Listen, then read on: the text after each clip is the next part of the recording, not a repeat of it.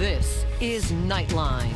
Tonight, Wendy Williams. How you doing? What she told us after years of silence. How are you doing? How am I doing? I'm still in prison, so to speak. Can you describe where you are right now?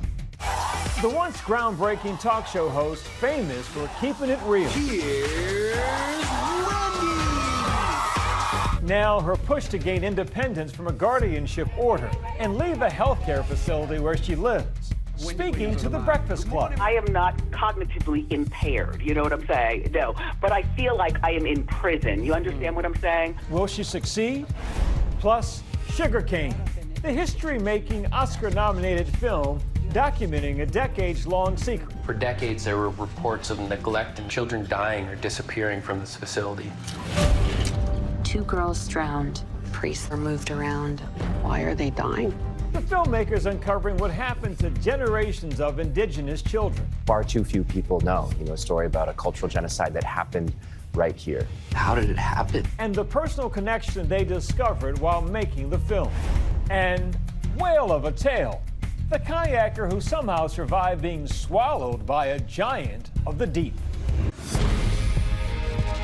Good evening, thank you for joining us. She was once the self-proclaimed queen of all media. No celebrity was off limits. But Wendy Williams has been out of the public eye for years, confined to a healthcare facility under a court-ordered guardianship. Now, she wants her life back. It was the interview that no one expected or saw coming. Wendy Williams on the line. Good morning, Wendy. Good morning. Shocking the airwaves. Hi, everybody. Hi, everybody. From the star who'd been out of the public eye for years, Wendy Williams, the one-time self-proclaimed queen of all media, known for her signature catchphrase. How you doing? How you doing? How you doing? Wendy resurfacing calling longtime friend Charlamagne the God's radio show, pleading for her freedom. I am not cognitively impaired, you know what I'm saying? No, but I feel like I am in prison. You understand what I'm saying? And breaking her silence on the Breakfast Club 2 years after her dementia diagnosis. Speaking out about her life now inside a healthcare facility, living under a court-appointed guardianship. This is Byron Pitts. It's been a while since we've spoken. A few weeks after that stunning first interview with Charlamagne, I spoke briefly with Wendy on the phone. How are you doing? How am I doing? I'm still in prison, so to speak. Can you describe where you are right now? Yes. Well, as I've said, because it's a fact, this is the memory unit. That's what this floor is called, the memory unit. And it is true that these people who live here don't remember anything. Some of them are in their 60s, some of them are in their 80s, some are... look, I don't belong here at all. This is ridiculous. Are you able in this facility to move about, to leave when you want to leave your room when you want to? Well, I leave my room to order lunch. Everything is on this floor.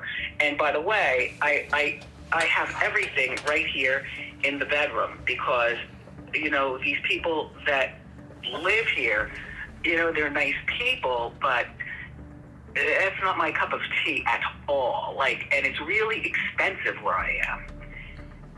$18,000 a month out of my money. Wendy telling me she doesn't have control over her day-to-day life. It seems like she's been pretty open that it's a locked unit, so certainly that could be consistent with a memory care unit for more severe cases of dementia. You can call my phone whenever. The last time the public heard anything from Wendy was a year ago in Lifetime's Where's Wendy Williams? My real name is Wendy Hunter. Hunter. Yep. Mm-hmm. I think a lot of people saw the documentary that certainly was unflattering, but it looked a lot like addiction for anyone that knows folks that are addicted to alcohol and drugs. Wendy's allegations sparking online fury and concern from her fans. Free Wendy. Free Wendy. Free Wendy Williams. But Wendy's official diagnosis, similar to the one that forced Bruce Willis to step away from Hollywood for good.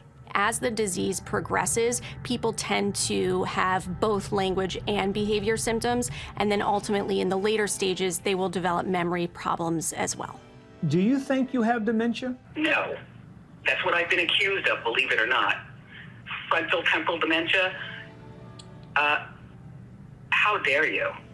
And I'm not saying you, because I've been accused of having that. And how do you prove it? By keeping me locked here, so that I can't see. Look, I can't go out. You have to have keys to open the door, to hit the elevator, to go downstairs. Keys. I'm telling you, this is like being in prison. Those who know Wendy personally say she sounds like the old Wendy. I was actually her legal eagle on her radio show years and years and years ago. And she sounded like the Wendy that I know. If Wendy sounded like she had no memory, she was ill, she was on some type of drugs, or if she seemed extra lethargic, I would say that because I keep it real. Wendy sounds better than she ever has. Now, Wendy could be one step closer to taking back control of her life. A source telling Impact that her court-appointed personal attorney is set to file a petition to end the guardianship. Wendy Williams' attorney filing a petition to terminate the guardianship would tell me that her attorney believes they have the evidence to convince a judge that Wendy Williams is no longer incapacitated. When do you think you'll be home? You'll be out of this facility? What say you? What do I say? You think I want to be in the dying place? These people, I am telling you, I am not like any single person here. So, could Wendy Williams actually regain her independence? Long before personal and medical struggles haunted her, Wendy Williams was a trailblazer, dominating the airwaves. Whether you loved her or you hated her, Wendy Williams is iconic. Sis had stories. And she shared those stories with millions on The Wendy Williams Show. Here's Wendy! No celebrity was off limits during her talk show's scorching hot topics. Guess who's jealous of Adele? Beyonce. I am done with Taylor Swift. Yup. Her show exploding into a cultural phenomenon. Wendy! Her fan base spanning from grandmas and housewives to teenagers. Wendy's star continued to rise until cracks in October 2017. It was a Halloween episode. She was dressed like the Statue of Liberty, and she just wasn't herself. She started kind of spacing out, and then she looks off and collapses right there on air. It did pass out, but you know what? I'm a champ, and I'm back. It became super clear she was not okay. Then a messy divorce, bizarre behavior, and long absences from the set, in part due to complications from Graves' disease and hyperthyroidism. In the summer of 2022, after a 14-year run, The Wendy Williams Show was canceled, Wendy's whereabouts shrouded in mystery. Around this time, unbeknownst to the world, a judge declared Wendy Williams incapacitated and put her under guardianship. What we know from Wendy Williams' past is that Wells Fargo, her bank, noted that there were some irregular transactions, and that started the process of this guardianship. Wendy's bank, Wells Fargo, claimed in court documents that Wendy was an incapacitated person and a victim of undue influence and financial exploitation. Attorney Sabrina Morrissey was appointed as her guardian to manage Wendy's health and finances. Impact reached out to Wells Fargo, the bank saying in a statement, "This matter was conducted under seal. Any claims against Wells Fargo have been dismissed." It seems to me that the court has decided to put her under the most restrictive type of guardianship that New York law will allow. I think probably the biggest controversy surrounding Wendy Williams' guardianship is that the person who is the executor of her estate essentially is not even a family member. Most of Wendy's family now call Florida home, including her younger brother Tommy Williams. He says he wasn't part of the guardianship process. Why did the courts intervene as opposed to her family intervening? Well, I don't know. You know, at this particular point, by the time I was pulled in and had an understanding, they already had a hold of Wendy, you know? The courts in New York. Well, I believe so. The guardian. The guardianship. Has the guardian ever reached out to you, or to the best of your knowledge, to your sister or to your father? I can't speak to anybody else. I'm speaking on my behalf. I truly don't understand it. Like, I really, maybe there was parts that I missed, perhaps. Maybe somewhere along the legal, you know, tap dance, but I can't seem to grab a hold of why. Let the girl go. She's still Wendy. She still has life. She still has ambition. You know, what kind of test can she take to, you know, to get through this and show that, you know, she has it and she's ready to go? Now in a major twist, Wendy's guardian asking the court for Wendy to be reevaluated. Impact reached out to Wendy's guardian, Sabrina Morrissey, but did not hear back. In a previous statement, an attorney for Morrissey told ABC News that because the case is under seal, Morrissey couldn't defend herself from the multiple claims against her, but denied all wrongdoing, adding that all the court-appointed guardians' activities are regulated and supervised by the court. A reevaluation for Wendy Williams could change everything for her in terms of how much care she needs, how many restrictions are put upon her by the guardian, or whether or not a guardianship still needs to be enforced.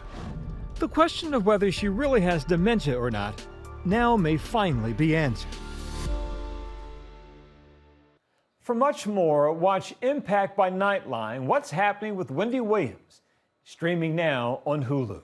When we come back, the film that uncovered a long-hidden secret, nominated for an Oscar. Nightline's Ashin Singh with the filmmaker. When you're brought up in an institution like the Catholic Church, you have strict rules, and you went with their ethics.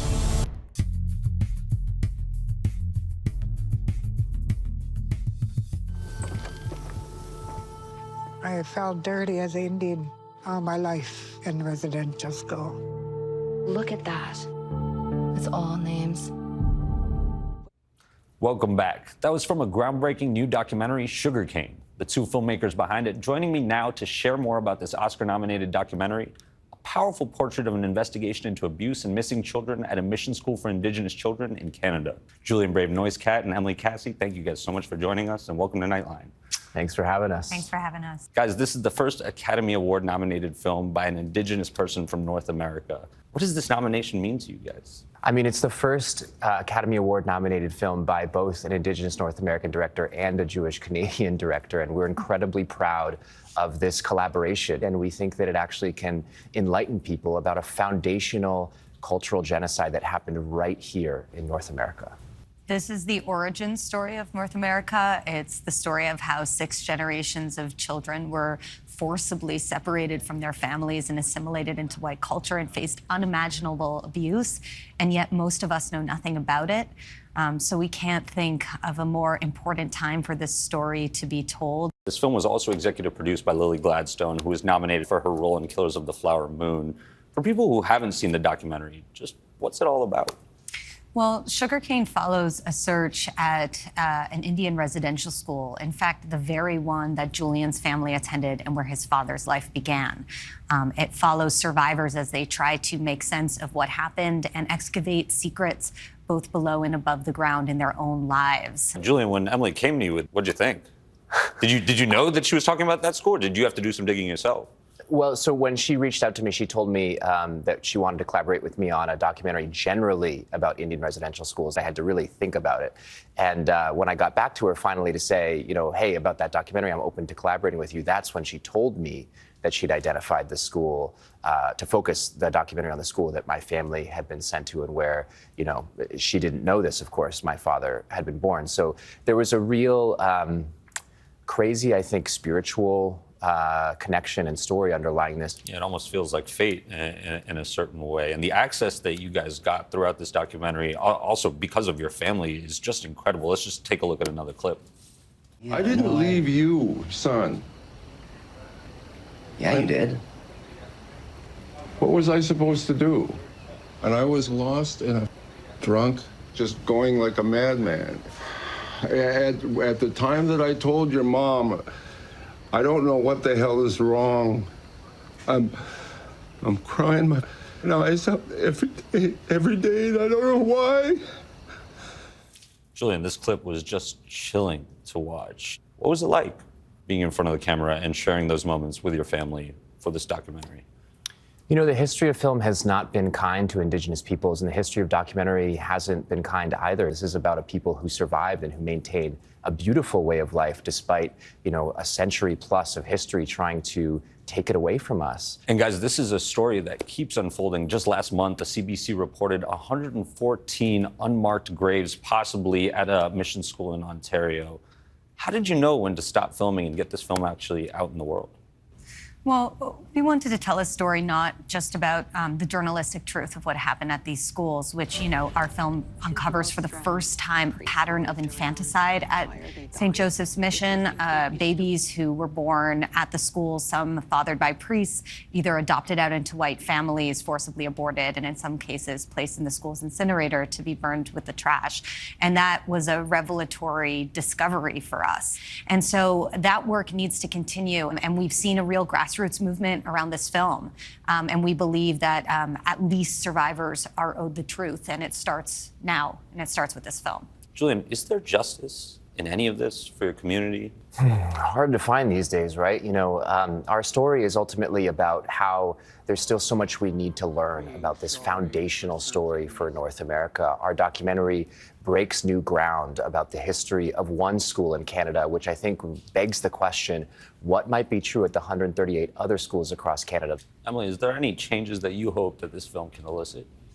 Well, you know, we've seen dialogue begin to happen within Indigenous communities, which is incredible. But we hope that the government and the church open up their records. And, you know, the church hasn't paid their part in any of this. And at least you think maybe there should be some efforts to restore what was taken, like the language and the culture and support for these communities. Emily and Julian, this film was tragic, it was eye-opening. It was beautifully done. Congratulations on the Oscar nomination, and thank you both so much for joining us. Thank you. Kooks Jam, really appreciate it. Our thanks to Ashen.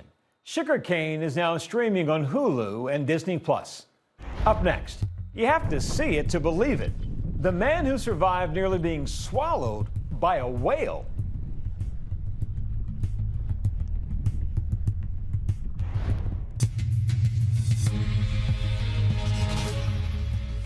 And finally tonight, the whale and the kayaker that got away. A young man in his kayak and then swallowed by a humpback whale. His father filming the whole thing and telling his son to stay calm. The whale letting the son go. Father and son then returned to shore unharmed with a whale of a story to tell. Can you imagine? That's Nightline for this evening. Catch our full episodes on Hulu. We'll see you right back here same time tomorrow. Thanks for the company, America. Good night.